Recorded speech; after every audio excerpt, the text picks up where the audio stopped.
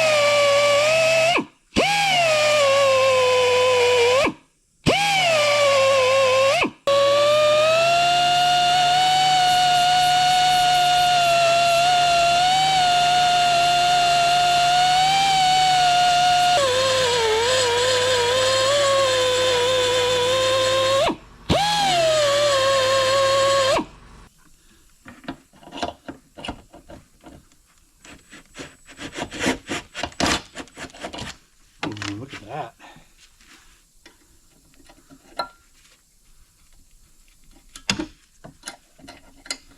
That's what was holding us up.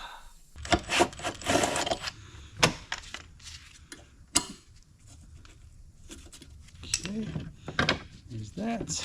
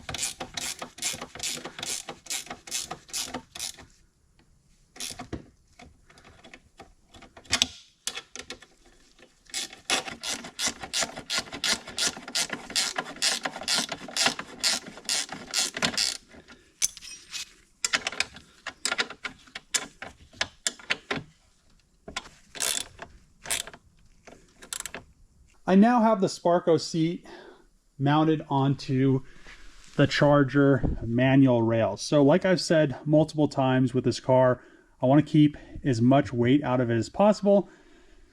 And I really don't need electric seats. This does have electric tilt, so it will go up and down, and this is all the way in the up position.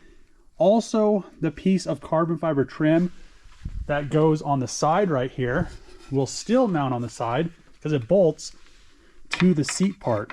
So it doesn't bolt to the rail. So it'll still cover up the rail like it would on the Alpha, and it'll cover all that BS so you don't see it when you open the door.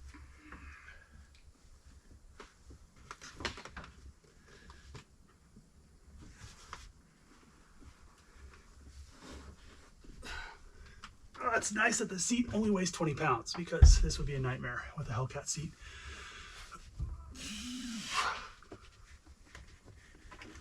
All right.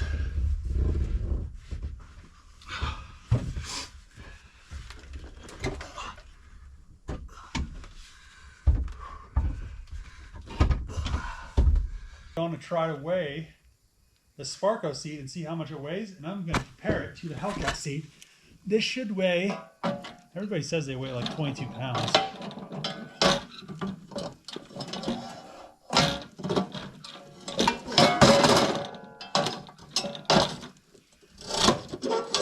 Dang it, trying to get her balanced. Come on. All right, there we go, balanced. Where are we at?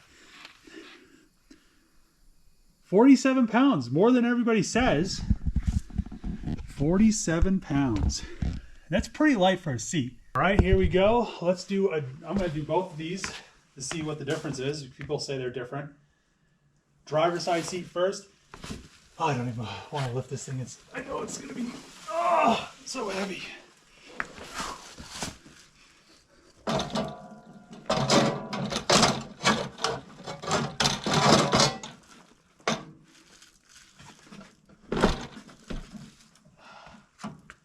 Balance.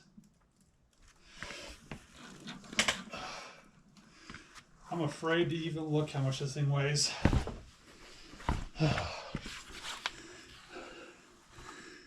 So, looks like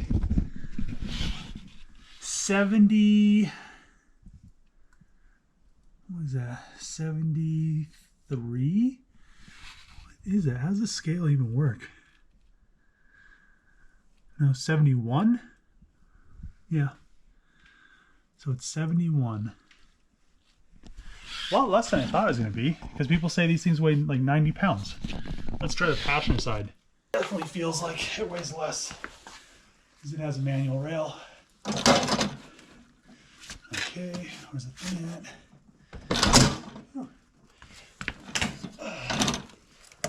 Come on. This thing's balance is like so bad.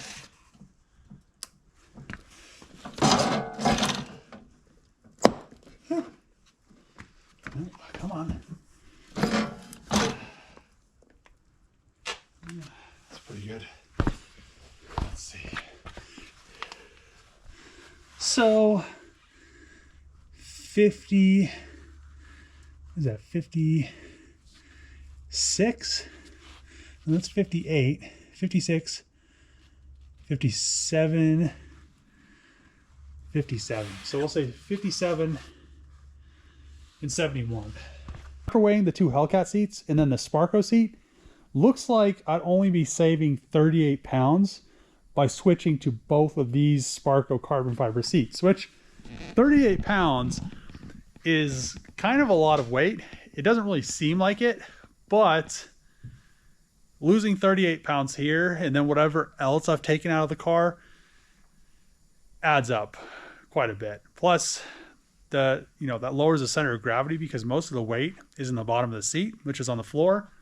So I don't know. It's going to be interesting. I'm just really curious to see how much this car weighs. That's like one of the biggest reasons I want to get it running and driving, just to see the weight difference, to see if I made a difference at all. If it's under 5, if it's like 40, if I get it on a scale and it's 4,800 pounds, it's going to be insane that it's that light. But yeah, let's test fit the seat in the old Scat Pack Magnum. I now have the Sparco seat mounted in the old Scat Pack Magnum just because it was easier, because the driver door opens, the car's not on the lift, and I really love this setup. The seat needs to come over towards this side about 1.5 inches. I think that has something to do that I'm using a passenger side seat rail. I'm pretty sure that they never made a driver side manual seat rail for any of the Hellcats, any of the base models.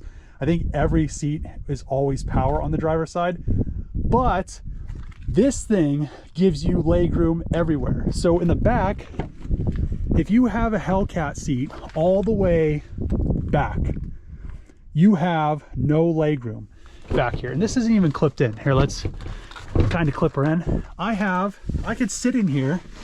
Look at this. I'm 6'8", and it's not great, but it is not bad at all. This is probably the most legroom I've had in the rear seat of a car in a very long time. Now, if I come up to the front, this is the most legroom I've actually had in any car ever. This is like a tall person compatible seat. This is great. So all I have to do is move this thing over 1.5 inches. You can see I'm kind of pointed this way just because the seat is so far over the passenger side. But once that's moved over, I have so much legroom. I still can move the seat forward if I want. And then I'm not gonna have to, it's great. On my Hellcat, my knees aren't super bent, but they're nothing like this. Especially, you know, I have the footrest right here. This is awesome. So I'm super excited about this. The seat still goes down and I have plenty of headroom. So once the seat actually has power to it again, I could lower it down. I'll have even more headroom. This is great. I'm so excited about the seat. Somebody was saying that, why don't you keep the Hellcat seats? Because they're way more comfortable. This is a racing seat. This thing is super comfy, and it actually is gonna hold me in where I need to be held in. So I'm pretty excited about that. I wish it was maybe a little bit wider because I'm tall, but it's definitely way better than Hellcat seats. So I need to fix this seat rail slider so it works on the driver's side. I'm most likely going to have some brackets bent, and then I'm going to have Hayden pretty much just weld them up. I'm going to have them overlapped, so then it'll have more of a structural bond or a structural kind of weld, so it doesn't have any issues. I mean, most seat rails and sliders, they're just pretty much butted up anyway and welded and just MIG welded, but I don't want to have any issues. The one thing about these seats, it's very hard to find them. You can buy them directly from Dodge or Fiat or whatever, but the issue is that they're like $7,000 to $8,000 a piece, and the hardest one to get is the driver's side. So I already have a driver's side, which is awesome. The passenger side ones usually don't get messed up in wrecks because most of the time there isn't a passenger in the seat. With these seats, if there is an accident, in the airbag deploys, you can't get parts for these Sparco seats, which is, it kind of sucks. But the other issue is usually if you get an accident, these brackets or the internal stuff on the seat is only like a one and done. So you can't fix them like you can on Hellcat seats. But it is a really light seat, and I need to get some stuff sent off to Send to make all the modifications to the seat rail sliders. Then I could go up to Hayden. I need to have him weld on some stuff for the other Hellcat engine that I'm going to put in the other Magnum. I need to get some V-bands weld on those headers that I have. Then I'll Cerakote them. Then I'll get that thing together. The wiring harness should be here. I'll get the engine in the car. I need to undercoat the car as well, so I need to get in the shop. I need to pretty much pull everything out of that and get it cleaned up because it's just been sitting with parts in it. And I'm probably just going to make the old Scat Pack Magnum, which I'm in right now, the kind of the parts storage car, which is just a bunch of just seals and old wiring harnesses and stuff, which I don't want to keep inside the shop. So that being said, I'm going to end the video here. If you like these videos, make sure to click the subscribe button, throw a thumbs up, throw a comment below. As always, see you guys next time.